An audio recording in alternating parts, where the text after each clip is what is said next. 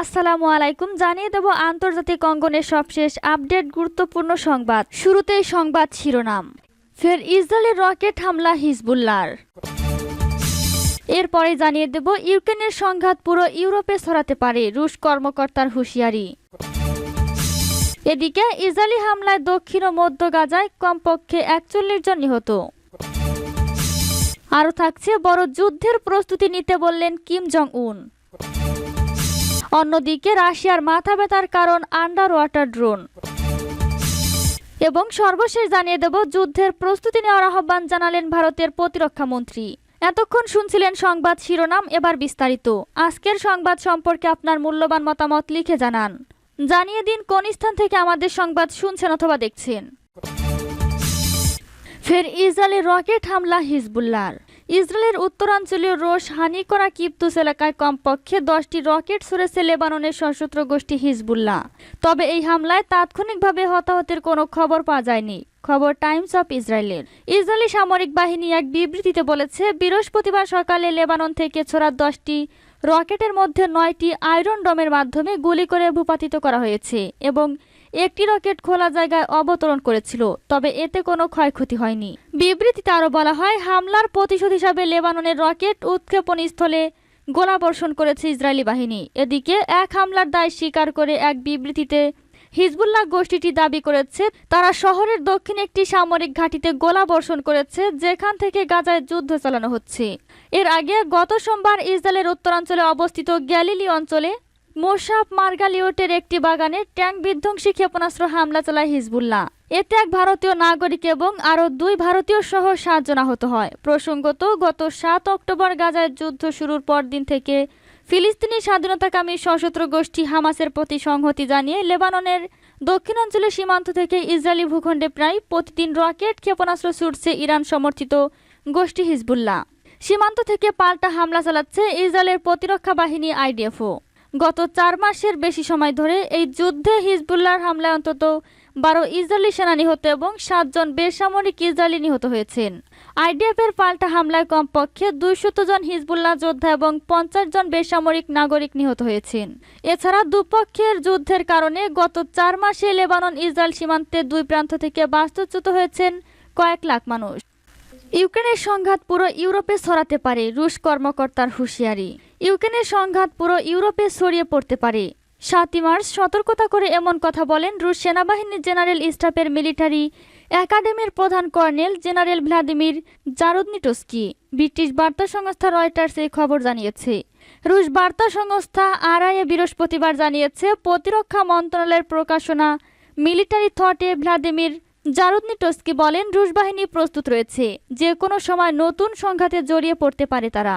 Vladimir জারুদনিটস্কি বরাত দিয়ে RIA জানিয়েছে, ইউরোপ জুড়ে সংঘাত ছড়িয়ে পড়তে পারে। এই সংঘাতের সম্ভাবনাকে উড়িয়ে দেওয়া যায় না। রাশিয়ার জন্য হুমকি চিহ্নিত করে জারুদনিটস্কি বলেন, যুক্তরাষ্ট্র ও তার মিত্রদের দেশ রাশিয়ার সামরিক বাহিনীর জন্য হুমকি, কারণ তারা রুশ নীতি বিরোধী।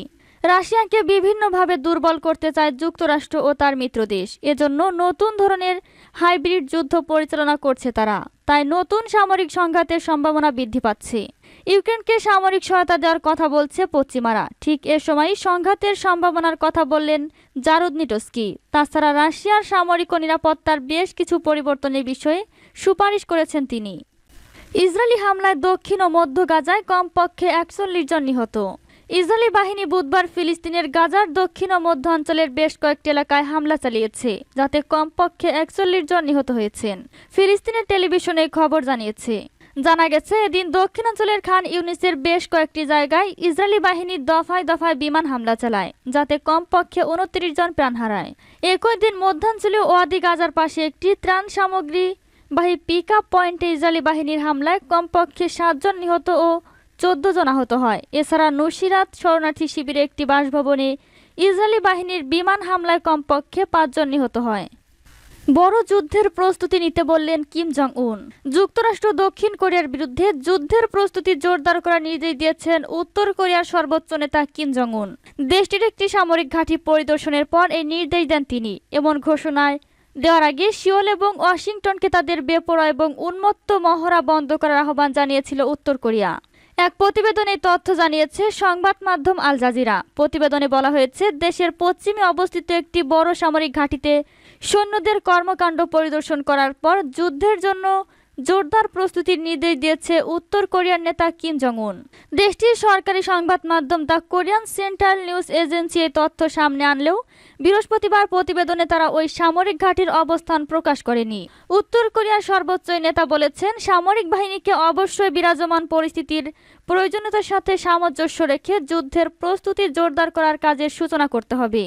আমাদের সেনাবাহিনীর উচিত নিখুঁত যুদ্ধ প্রস্তুতির জন্য সক্ষমতার দ্রুত উন্নতিতে প্রকৃত যুদ্ধ মহড়াকে ক্রমাগত জোরদার করা। রাশিয়ার মাথা ব্যথার কারণ আন্ডার ওয়াটার ড্রোন। গত মঙ্গলবার কৃষ্ণ সাগরে একটি রুশ সামরিক জাহাজে হামলা চালায় ইউক্রেন। এতে ব্যবহার করা হয় আন্ডার ওয়াটার ড্রোন, যা সাবমেরিন ড্রোন নামে পরিচিত। ভিডিওটিতে দেখা যায় ড্রোনটি আঘাত করার সাথে সাথে বিস্ফোরিত হয় জাহাজের একটি অংশ। গেল মাসেও একই কায়দায় ধ্বংস করা হয় আরেকটি রুশ যুদ্ধ জাহাজ। কৃষ্ণ সাগরে মোতায়েন থাকা রুশ নৌবাহিনীর জন্য মাথা ব্যথা হয়ে উঠেছে এসব সাবমেরিন ড্রোন। আন্তর্জাতিক বিভিন্ন সংস্থা বলেছে, মূলত 3 ধরনের ড্রোন ব্যবহার করে রুশ যুদ্ধ জাহাজে হামলা চালাচ্ছে ইউক্রেনীয় বাহিনী। এসব সাবমেরিন ড্রোন 400 থেকে 700 নটিক্যাল মাইল পর্যন্ত যেতে পারে, বহন করতে পারে 300 কেজির বেশি বিস্ফোরক। জাহাজে হামলা ছাড়াও তথ্য সংগ্রহ, নজরদারি ও আক্রমণ প্রতিরোধের কাজে ব্যবহৃত হয় এসব ড্রোন। স্টিলথ প্রযুক্তি ব্যবহৃত হওয়ায় সহজেই ফাঁকি দিতে পারে রাডার। পানির নিচে ডুবে থাকায় পাল্টা প্রতিরোধ ব্যবস্থা ব্যবহার করে এটিকে প্রতিহত করা প্রায় অসম্ভব হয়ে ওঠে। একটি ড্রোনের দাম পড়ে $2 থেকে $2.5 লাখ। ইউক্রেনে হামলায় এখন পর্যন্ত 25টির মতো রুশ যুদ্ধজাহাজ ধ্বংস হয়েছে, যার মধ্যে আলোচিত ডেস্ট্রয়ার, মস্কোভা ও সাবমেরিন রস্তভ রয়েছে। যুদ্ধের প্রস্তুতি নেওয়ার আহ্বান জানালেন ভারতের প্রতিরক্ষা মন্ত্রী।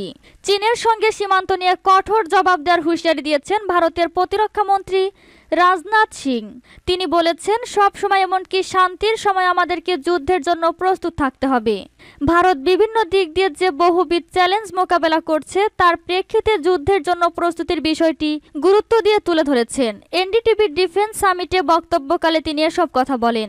রাজনাথ সিং বলেন, স্থল, আকাশ বা সমুদ্র পথে কোনোভাবে ভারতকে কেউ আক্রমণ করতে এলে শক্তিশালী জবাব দেবে ভারতের সেনারা। আমরা কখনো কারো ভূখণ্ড দখল করিনি, কিন্তু যদি কেউ আমাদেরকে আক্রমণ করে তাহলে উপযুক্ত জবাব দেওয়ার মতো অবস্থানে আছি আমরা। কাশ্মীর ও লাদাখে চীনের সঙ্গে ভারতের যে উত্তেজনা অব্যাহত আছে, রাজনাথ সিং সেদিকে ইঙ্গিত করে কথা বলেছেন। এতে কোনো সন্দেহ থাকার কথা নয়। পূর্বাঞ্চলের লাদাখ সীমান্তে সংঘর্ষের পর প্রায় 4 বছর ধরে সেখানে মুখোমুখি অবস্থানে আছে ভারত ও চীনের সেনারা। তখন থেকে দুই দেশের সেনাবাহিনী এবং কূটনৈতিক মহলে উচ্চ পর্যায়ে বহুবার আলোচনা হয়েছে, কিন্তু বহুবিধ বিষয় তাদের মধ্যে মতবিরোধ রয়ে গেছে। ফলে দৃশ্যত পরিস্থিতি শান্ত হলেও তা নেই, সেখানে বিরাজ করছে উত্তেজনা। গত সপ্তাহে দিল্লিতে এক থিঙ্ক ট্যাঙ্ক ইভেন্টে বক্তব্য রেখেছেন পররাষ্ট্রমন্ত্রী এস জয়শঙ্কর। তিনি দুই দেশের মধ্যে শান্তি নিশ্চিত করতে সীমান্ত ব্যবস্থা মেনে চলার আহ্বান জানিয়েছেন বেইজিংকে। এর আগে জানুয়ারিতে যেসব মন্তব্য করেছিলেন সে কথারই যেন প্রতিধ্বনি শোনা গেছে রাজনাথ সিং এর কণ্ঠে। তিনি বলেছেন, ভারতকে একটি গুরুত্বপূর্ণ অর্থনৈতিক ও কৌশলগত শক্তি হিসাবে উত্থানের বিষয়টি প্রত্যক্ষ করেছে বিশ্ব। ভারত ও চীনের মধ্যে বর্তমানে সম্পর্কে যে উত্তেজনা বিরাজ করছে তা স্বীকার করেন রাজনাথ সিং। তিনি বলেন, সবার সঙ্গে বন্ধুত্ব সম্পর্ক চায় দিল্লি। এরপরই তিনি গালওয়ানে চীনের সেনাদের বিরুদ্ধে শক্তিশালী অবস্থানে নেওয়া ভারতীয় সেনাদের সাহসের উল্লেখ করেন। তিনি বলেন, আমরা এখন আর কোনো দুর্বল দেশ নই। ওদিকে এনডিটিভি ডিফেন্স সামিটে রাজনাথ সিং আত্মনির্ভর ভারত বিষয়ে সরকারের দৃষ্টি দেওয়ার বিষয়ে কথা বলেন। তিনি বলেন, 2014 সালে প্রধানমন্ত্রী নরেন্দ্র মোদী সরকার যখন ক্ষমতায় আসে তখন আমরা আমাদের প্রধান অগ্রাধিকার দিয়েছি প্রতিরক্ষা খাতকে। মেক ইন ইন্ডিয়া উদ্যোগে অনেককে উৎসাহ করা হয়েছে। আমাদের দৃষ্টি হলো সেনাবাহিনীকে আধুনিকায়ন করা।